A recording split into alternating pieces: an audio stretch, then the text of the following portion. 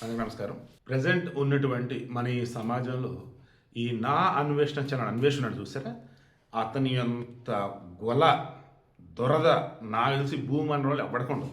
ఎంత దరిద్రంగా అతను బిహేవ్ చేశాడంటే, గణేష్ గోల్డ్ తాకట్టులో ఉన్న బంగారాన్ని విడిపించి కొనబడును. సంప్రదించండి 9966561144. ఈరోజు కరాటే కళ్యాణి పంజాగుట్ట పోలీసుల ద్వారా అతనికి లుక్అవుట్ సర్క్యులర్ జారీ చేసేంత వరకు వెళ్ళిందంటే, దీని వెనుక ఉన్నటువంటి ప్రధాన కారణం అతను పనిమాల గెలుక్కున్నాడు. ఏ రకంగా అంటే అతని అభిమానుల సైతం చీకొట్టేలా గెలుక్కున్నాడు. ఇప్పుడు హిందూ దేవుళ్ళకు సంబంధించి, ఆర్ఎస్ఎస్ వాళ్ళకి సంబంధించి, బీజేపీ వాళ్ళకి సంబంధించి, హిందువులకు సంబంధించి అనరాని మాట్లాడినాడు, దారుణంగా మాట్లాడాడు. సీతాదేవి గురించి, ద్రౌపది గురించి కుయ్యరాని కోతలు కూశాడు. అంతా కూడా చీ అన్నారు, తూ అన్నారు. ఈలోపు కేసులు కూడా ఫైల్ అయ్యాయి. అప్పుడు అతను తప్పు అయిపోయింది, నేను అలా అనకుండా ఉండాల్సింది, ఇంకెప్పుడు అటువంటివి చేయను, దయచేసి నన్ను క్షమించండి, నా మీద కేసులు ఫైల్ అయ్యండి అన్నారు, నాకు నోటీసులు ఇస్తామంటున్నారు, దయచేసి నేను ఇండియా కనుక వస్తే నేను విచారణకు హాజరవుతాను, ఇంకెప్పుడు ఇటువంటి రిపీట్ కొని ఒక్క ముక్క చెప్తే అయిపోయేదానికి నేను ఏ తప్పు అనలా, నేను అసలు ఏ పొరపాటు చేయలా, నేను ఉన్నట్టుగానే మాట్లాడా, నేను రామాయణ మహాభారతాలు తెలుసు, హిందూ శాస్త్రం మొత్తం నాకు తెలుసు అంటూ, రే ఇంకెన్నాళ్ళు రా మతం మీద పడి చేస్తారు బత్తాయిలు, రే దేశాన్ని ఇంకెన్నాళ్ళు వెనకలాకెళ్తారా మీరు అంటూ అనరాని మాటలు, కుయ్యరాని కోతలు కూశాడు. ఇక దాంతో విసిగెత్తిపోయి చిరాకు వచ్చేసి ముందు తన యొక్క ఛానల్స్ మీరు క్లోజ్ చేపిస్తారు లేదని చెప్పేసి కేసుల మీద కేసులు. ఈ కరాటే కళ్యాణి ఆల్రెడీ బీజేపీలో ఉంది కాబట్టి, సినీ ఫీల్డే కాబట్టి ఇక ఆమె గట్టిగా పట్టుబట్టారు. పంజాగుట్ట పోలీసుల్లో ఇక ఎటువంటి దీన్ని సీరియస్గా తీసుకున్నాను. ఇక ఆ మూమెంట్లో ఏమైంది, అతని మీద కేసులు ఫైల్ అయినాయి కదా, నోటీసులు ఇచ్చారు, అతను రెస్పాండ్ లేదు. మొన్న ఇన్స్టాగ్రామ్ వచ్చేసి అతను హోల్డ్లో పెట్టి ఉండొచ్చు, అతను డిజేబుల్ చేసి ఉండొచ్చు, మొత్తానికి ఒక 2 రోజులు కనపడాల. ఇక దాంతో అఫ్కోర్స్ అంతా మీడియా అంటే యూట్యూబ్లో అంతా కూడా నా అన్వేషకి పాపం పండింది, మొట్టమొదటి వికెట్ పడింది అన్నారు. వచ్చి స్టార్టింగ్లోనే తప్పు అయిపోయింది, ఆ దేవుడు ఉన్నందుకు నాకు శిక్ష వేశాడు అని అంటారనుకున్నారు ఆ బత్తాయిలు అంటూ మరలా మొదలెట్టాడు. నాకు అప్పుడు ఎవడు పిచ్చోళ్ళగా ఉన్నాడు అనిపించింది. లేకపోతే అది ఇన్స్టాగ్రామ్ వాడు తీయని ఇతను డిజేబుల్ చేసుకొని సొసైటీ స్పందన ఎట్లా వచ్చింది, మంచి పని చేస్తాడు అకౌంట్ తీసి అని.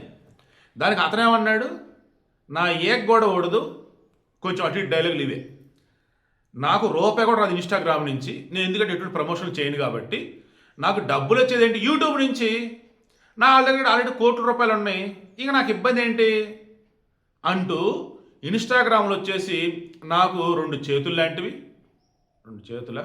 2 కాళ్ళ లాంటివి, అందులో ఒక కాలు లేదు, ఇంకొక కాలు ఉంది కదా, హ్యాపీగా చేసుకుంటా, అది కూడా తీసేశారా, 2 చేతులు ఏంటంటే 2 యూట్యూబ్ ఛానల్స్, నా అన్వేషణ ఒకటి, ప్రపంచాత్రికుడు ఒకటి, అలా 2 యూట్యూబ్ అకౌంట్లు ఉన్నాయి, 2 ఇన్స్టాగ్రామ్లు ఉన్నాయి, అని నా అన్వేషణ అంటూ ఫేస్బుక్ ఛానల్ కూడా ఉంది. ఏం చెప్పాడు, ఒక కాలు 2 కూడా ఇన్స్టాగ్రామ్లు, 2 కాలు పోయినాయా, చేతులు ఉన్నాయి, 2 యూట్యూబ్ ఛానల్స్, హ్యాపీగా బతికేస్తాం, చేతులు పోయినాయి, కాళ్ళు పోయినాయి, బాడీ ఉంది అంటే ఫేస్బుక్, దాంతో బతికేస్తా, అది కూడా పోయిందా, తల అంటే ఏంటి నా ఆలోచన, దాంతో నేను బతికేస్తా, నన్ను ఎవరు ఏం చేయలేరా, ఇలాగే మాట్లాడండి. ఇక అవతల వాళ్ళకి ఇంకెంత విసుగొచ్చి ఉండాలండి, అతని మీద కేసులు పెట్టిన వాళ్ళకి కానీ, ఏంటి వీడు ఇట్ట మాట్లాడుతున్న అన్న వాళ్ళకి కానీ, అన్నింటికి సంబంధించి పోలీసులకి విపరీతమైన కోపం వచ్చేది. మన కావ్యాస్ మీడియాలో నేను చెప్పినంత గుర్తులేదు కానీ క్యాటస్ వివరంగా చెప్పాను. ఇది మీకు తెలుసో లేదో, పోలీసులు ఎప్పుడైనా సరే శిక్షించడం కాదు, రక్షించడం, సిస్టమ్ అన్నది ప్రాపర్గా వెళ్ళేలా చూడటం అనేది వాళ్ళ యొక్క మెయిన్ డ్యూటీ, వాళ్ళు అలాగే ఉంటారు. మీరు గమనించినట్టయితే ఎవరి మీద కేసులు పెట్టడం వెళ్ళినా కేసు ఇమీడియట్గా తీసుకోరు, అవతల వాడిని పిలిపించి మందలించి ఇంకోసారి అలా చేయకుండా ఉండడానికి వాళ్ళు ట్రై చేస్తారు. లేదు మీరు తీసుకోవాల్సిందే, వాళ్ళు ఇంకా మారరు అది ఇదేనంటే అప్పుడు కేసు తీసుకుంటారు. కేసు తీసుకున్నాక కూడా అవతల వాడిని బెదిరించి వదిలేయటమా, లేదన్నప్పుడు వీళ్ళ కోసం నామినల్గా పిలిచి హెచ్చరించడమా, ఇటువంటివి చేస్తారు తప్ప ఛార్జ్షీట్ రెడీ చేసి కోర్టులో వేద్దాం ఇలా చేయరన్నమాట. మ్యాక్సిమం కోర్టు దాకా వెళ్ళాల్సిన అవసరం లేకుండా ఇక్కడే కూల్ చేస్తారు. సోషల్ మీడియాలో నిత్యం కొన్ని లక్షల మంది దిక్కుమాలిన పోస్టులు, వీడియోలు, కామెంట్లు, వాళ్ళందరి మీద కేసులు ఫైల్ అవుతూనే ఉంటాయి. ఫస్ట్ హెచ్చరిక అన్నట్టు ముందే తీసేమని చెప్తారు. రెండోసారి రిపీట్ అయిందనుకో ఈసారి పెడితే కేసు ఎదురు ముందు తీసారని చెప్తారు. మూడోసారి కూడా అయిందనుకో వీడు వినేటట్లేటర్ అప్పుడు కేసు వేస్తారు. ఆ కేసు కూడా అవతల కనుక కొంచెం గట్టి క్యాండిడేట్లు అనుకోండి, ఇక వాళ్ళు విచారణ పేరుతో పిలిపించి వాడు తప్పు ఉందా లేదా క్రాస్ చెక్ చేసి తప్పేం లేకపోతే అప్పాలజీ లెటర్ రాపించుకొని పంపించేస్తారు. తప్పు ఉందనుకోండి లేదు సార్ వెళ్ళి కోర్టులో తెలుసుకురా బాబు అని చెప్పేసి అంటారు. ఇదంతా ఎందుకు చెప్తానంటే నా అన్వేషణ అనబడే వ్యక్తికి గోల్డెన్ ఆపర్చునిటీ అసలు ఇచ్చింది. ఎంతగా ఇచ్చారంటే ఆ మనిషి ఎక్కడో విదేశాలలో ఉన్నాడు, ఇండియాలో కేసులు ఫైల్ అవుతుంది. ఇండియా వస్తే నేను అటెండ్ అవుతాను అని ఒక మాట చెప్పి ఇక మీదట నేను మీరు హట్ అయ్యే విధంగా ఏ టాపిక్ టచ్ అని చెప్పేసి ఒక మాట అంటే అయిపోదును. అరే అనడే ఇంకా నేను చెలరేగుతా 2026లో మీకు రక్తం వచ్చేలా చేస్తా, మీ చెవుల్లో అంటే అసలు ఎలాగంటే పిచ్చోడు కూడా అలా చేశాడు. ఇక నుంచి నేను ఏంటో చూపిస్తా, ఇక నుంచి మీకు రక్తబాంధులు తెప్పిస్తా, రక్తం గారిచ్చేలా చేస్తా, చెవుల్లో విత్తండవాదం. పిచ్చోడు కానీ పిచ్చోడిగా రాయి అంటారు చూసి ఎటు పడితే వేస్తాడు, అలా చేశాడు. నేను మొన్న నిజంగా కొంతమంది అదే అన్న, అరే నిజం పిచ్చోడా మంచోడరా బాబు అన్న. మంచోడు వెళ్ళి ఇన్ని దేశాలు తిరుగుతాడు అండ్ ఇంతమంది అలా ఫాలోవర్ అంటారు, వాళ్ళు ఫాలోవర్లు అటువంటి వాళ్ళు ఉన్నట్టున్నారా బాబు, లేదంటే ఇంకేంటి లక్షల మంది ఫాలోవర్లు అని చెప్పేసి అన్న. మేబీ హిందువులే ఇంకా తగిన ఫాలోవర్గా ఉన్నట్టయితే వాళ్ళు కూడా ఇంకా వాడి బ్యాచ్ అనుకోవాలి. విషయం ఏంటి, ఇప్పుడు లుక్అవుట్ నోటీస్ జారీ చేశారు కదా. లుక్అవుట్ నోటీస్ జారీ చేయటం అంటే నువ్వు ఆల్రెడీ మన భారతదేశంలో ఉన్నావు, లుక్అవుట్ నోటీస్ జారీ అయింది. ఒక ఎయిర్పోర్ట్ ఏంటి, ఒక నౌకాశ్రయం ఏంటి, ఓడల ద్వారా ఏంటి, అసలు బోర్డర్ ద్వారా ఏంటి, నువ్వు ఎక్కడ కూడా ఈ దేశాన్ని విడిచి వెళ్ళలేవు. ఇందులో 2 రకాలు ఉంటాయి. ఒకటి లుక్అవుట్ నోటీసులలో ఒకటి వచ్చేసి అంటే జస్ట్ ఇన్ఫర్మేషన్, ఇటు పలానా చోటకు వచ్చాడయ్యా అండ్ ఆ ఇన్ఫర్మేషన్ పోలీసులకు ఇవ్వాలి.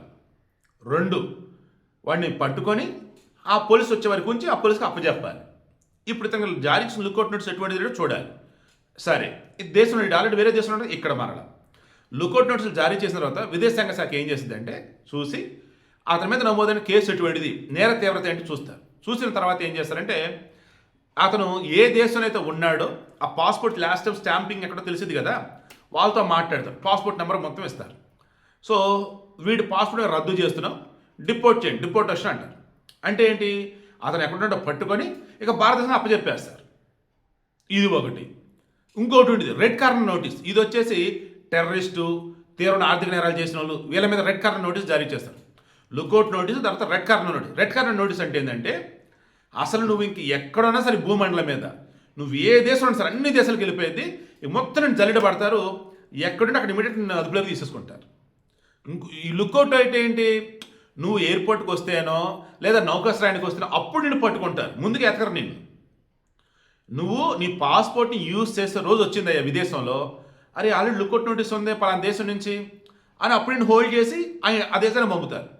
రెడ్ కార్నర్ అలా కాదు. రెడ్ కార్నర్ నోటీస్ అయితే అసలు నువ్వు ఎక్కడైనా ఉండు, ఎయిర్పోర్ట్కి రా, నౌకాశ్రయానికి రాకపో, నువ్వు ఎక్కడైనా ఉండు, జల్లెడ పెట్టమని నేను గాలించేస్తారు. రెడ్ కార్నర్ నోటీస్ చాలా తీవ్రమైనది, అది కాదు ఇతనికి లుక్అవుట్ నోటీసే.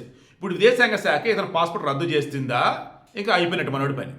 రద్దు చేయలేదు అన్నప్పుడు ఏ దేశంలో అన్నప్పుడు వాళ్ళకి ఇంటిమేషన్ ఇస్తారు. అప్పుడు ఇతను ఆ పాస్పోర్ట్ చూపిస్తారు కదా నౌకాశ్రయంలోనో లేదన్నప్పుడు ఎయిర్పోర్ట్లోనో, ఇక అప్పుడు పట్టుకొని ఇండియాకు పంపించేస్తారు. ఆ రోజు ఎంతో దూరం లేదు నాకు అనిపిస్తుంది. మనకున్న సమాచారం అంటే ప్రజెంట్ ఏదో థాయిలాండ్ ఉండని అంటున్నారు. చేతులరా వచ్చిన పేరుని డబ్బుని అన్నిటిని చెడగొట్టుకున్నాడు. ఇతనుకున్న లాస్ట్ ఆప్షన్ ఇండియాలో అతని తరఫున ఒక లాయర్ని అపాయింట్ చేసుకుని డైరెక్ట్గా హైకోర్టులో క్వాష్ పిటిషన్ వేయాలి. అయ్యా నేను విచారణ సహకరిస్తా, ఏదైతే లుక్అవుట్ నోటీస్ జారీ చేసి దాన్ని విత్డ్రా చేసుకోమనండి, విచారణ ఎప్పుడు రావాలి చెప్తే అప్పుడు వస్తా అని చెప్పేసి అంటే అప్పుడు కోర్టు ఓకే అంటే అప్పుడు దాని మీద స్టే ఇచ్చి లుక్అవుట్ నోటీస్ మీద ఇతను ఎప్పుడు రావాలేంటో చెప్తారు. అప్పుడు ఆ డేట్కి అతను రావాలి. అప్పుడు కూడా రాలేదనుకోండి ఇంక ఏం చేయలేరు, ఇంక మరలా లుక్అవుట్ నోటీస్ యథావిధే. సో హైకోర్టుకి లాయర్ని పంపి అలా క్లియర్ చేసుకుంటాడా, ఏం చేసుకుంటారో చేసుకోండి. నేను విదేశాలలోనే ఉంటా, ఇండియాకి రాను, నేనేంటో చూపిస్తాను మరలా అంటాడా. Let's wait and see.